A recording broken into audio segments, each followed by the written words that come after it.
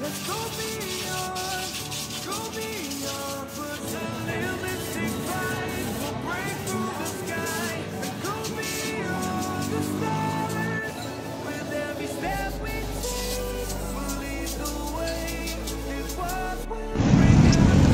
tayo ngayon tol sa bayan, nagpapaayos ng motor, no? Nasira kasi, malaki yung damage kasi sa makina talaga. Iwan ko kung maayos ba yan ngayon kasi parang may bibilhin ata na pisa doon sa city. Wala kasi yan ditong stock sa kanilang shop. At nagbalibot-libot na ako dito sa mga shop, wala din.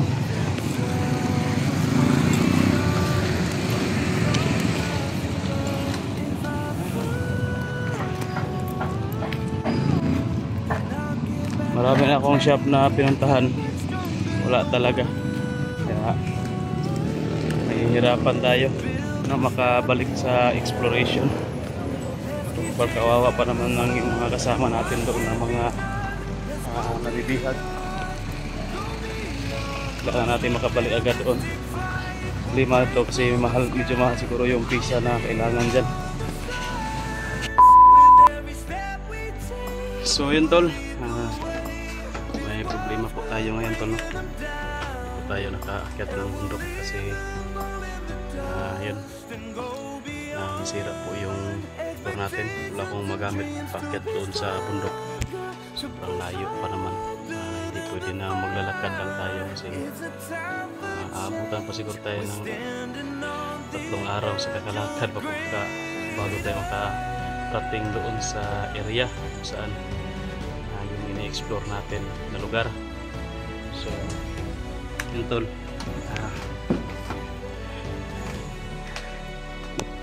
umuwi tayo ngayon.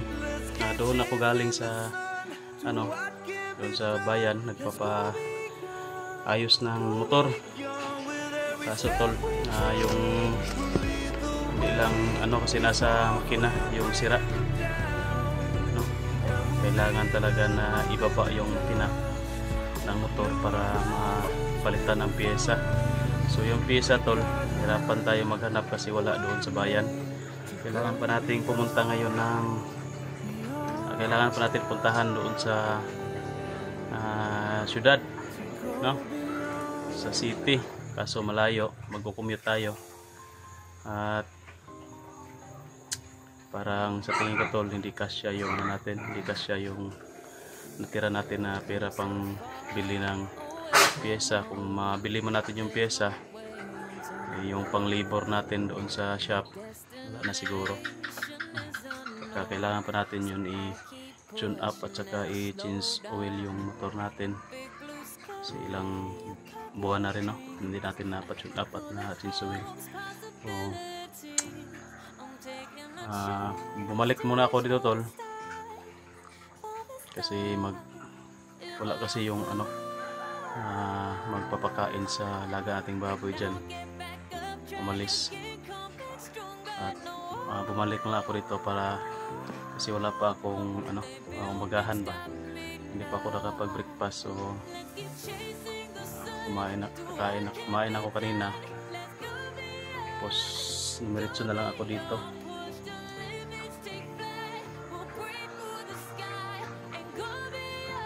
So mga naghahanap po ng update sa atin kung nakaakyat na ba tayo ng bundok, ay hindi pa po tayo nakaakyat ng bundok.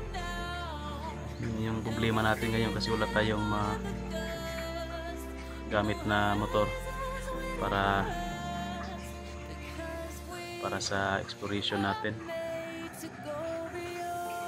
Siguro tol, magko-commute na lang tayo pag explore kung hindi talaga natin paayos yung motor natin na madala na pauwi. Babalik pa tayo doon sa shop para ma-confirm natin, malabas yung pyesa na sample ng pyesa na nabili natin papunta doon sa bayan. So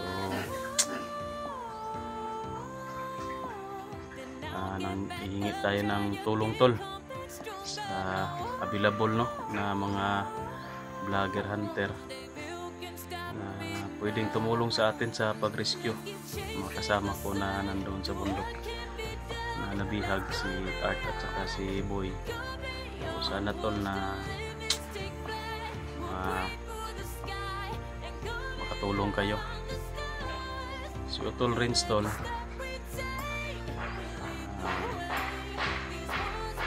siguro aakyat yun ngayon, or naghihintay rin yun sa akin, no, para makasabay kami makaakyat doon sa bundok. At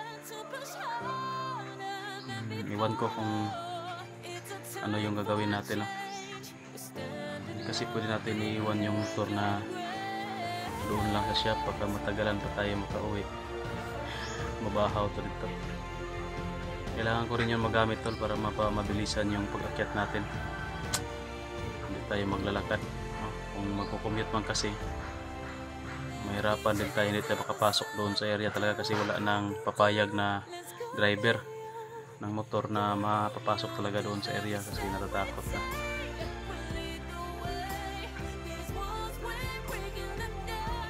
O si Brad Pitt at saka si Atoy nandoon sa nandoon sa kabilang kubo. So plano sana ko tol na wag mo nang dalhin si Atoy. Kailangan i-ano ko muna sila doon, no, makipag-usap tayo ba sa mga commander doon o kay Aguila, no, makipag ano tayo,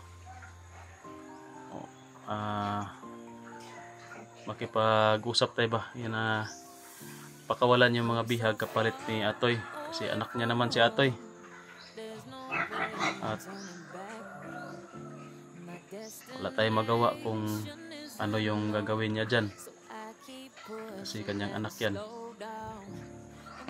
magiging bandido yan. Pero may plan B tayo tol, no? Kinakausap ko pa lang si Atoy, may plan B tayo, pero hindi ko lang muna sabihin kung ano yung plan B ko. Basta yung plan A ko tol na kausapin ko yung mga commander doon, si Aguila, si Bagsok o si Uwak, sino bang nandoon, si Lingkit, no? Kausapin natin na iswap natin si Atoy sa kanila, sa mga bihag nila. May plan B tayo, hindi lang muna natin sabihin at kailangan natin na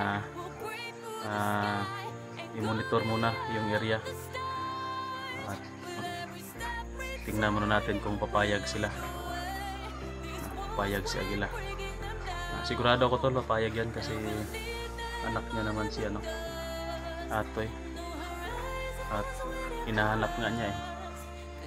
So yun lang tol sa video natin, update lang natin to kaunti, no, at pinapakita lang natin yung kung bakit hindi tayo nakaakyat ngayon kasi plano ko kaninang umaga pa lang, pero pag ano ko sa motor tol ay hindi na umandar, tinulak na lang, no, papunta doon sa bayan. Yun, nandoon naman sa shop, safety na yun doon, pero yung bulsa natin ang hindi safety kasi mahirapan tayo na maghanap ng paraan para mapaayos yun. Maraming salamat ako pala, no, sa nagpaabot, no, ng pang birthday sa bunso ko kahapon, no, kay Divine. Ang bunso ko na babae birthday kasi kahapon, kaya yun yung dahilan na hindi tayo nakaalis kahapon. At ngayon ang dahilan naman ay yung motor natin hindi na umandar, napagod na yan, no, matanda na kasi. Sobrang tagal na rin na nagserbisyo sa atin naghahanap na ng bahin ba, no, hanap na ng porsyento niya yung nga.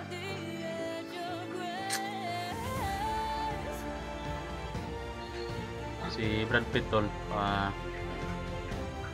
wala pa lang ngayon si Brad Pitt. Doon sila ibig kong sabihin kayo na doon sila nagtulog sa kabilang kubo, nandoon sila. Pero si Brad Pitt nandoon ngayon sa paaralan. Hindi na kasi ako Hindi na ako naka ano doon ba, nakahapit ba sa pugo nila. Dumiretso na kasi ako dito. Klase pala ngayon ni Brad Pitt, kaya fairness pala ngayon. Kalimutan ko tuloy. So, hindi makasama sa atin sa exploration si Brad Pitt kasi medyo ano pa yung katawan, mahina pa ba, at may klase pa. Pero sabi niya sa akin, bukas siguro kung kaya na niya ng kanyang katawan ay masusunod siya sa atin doon sa bundok. Pero paano to siya makasunod, hindi nga tayo makapunta.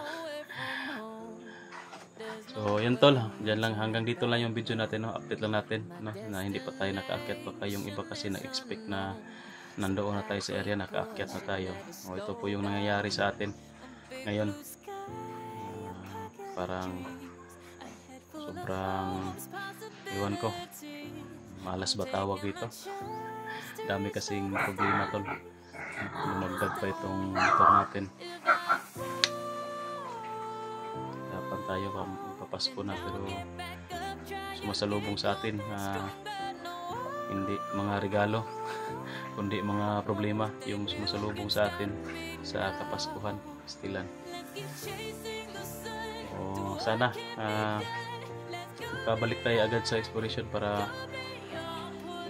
makuha natin agad yung mga biyag, or ganito na lang, baka nanonood ngayon sa sino man sa mga commander na naghawak ng cellphone, or si Aguila, baka mapanood mo yung video natin ngayon, video ko ngayon. Plano ko na kung papayag ka, i-swap ko si Atoy sa mga bihag, o kung maka akyat ako dyan sa lugar ninyo, pagsabihan mo yung mga tauhan mo na gusto ko makipag-usap sa iyo. Sana mapanood mo yung video natin, video ko.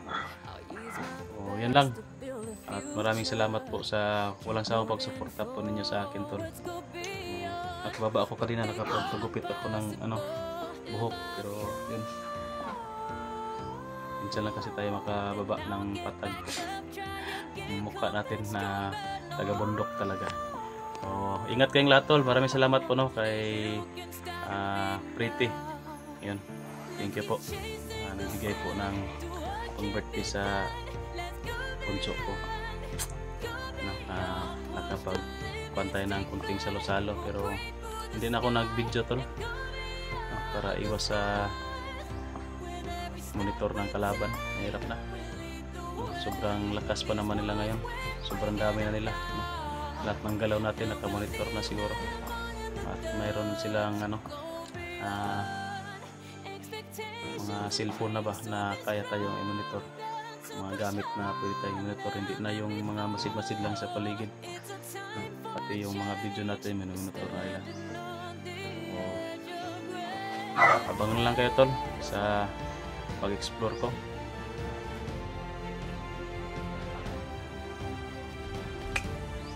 Kung okay lang sana, nasa bundok na sana ako ngayon, kasi madaling araw pa tayo sana umalis,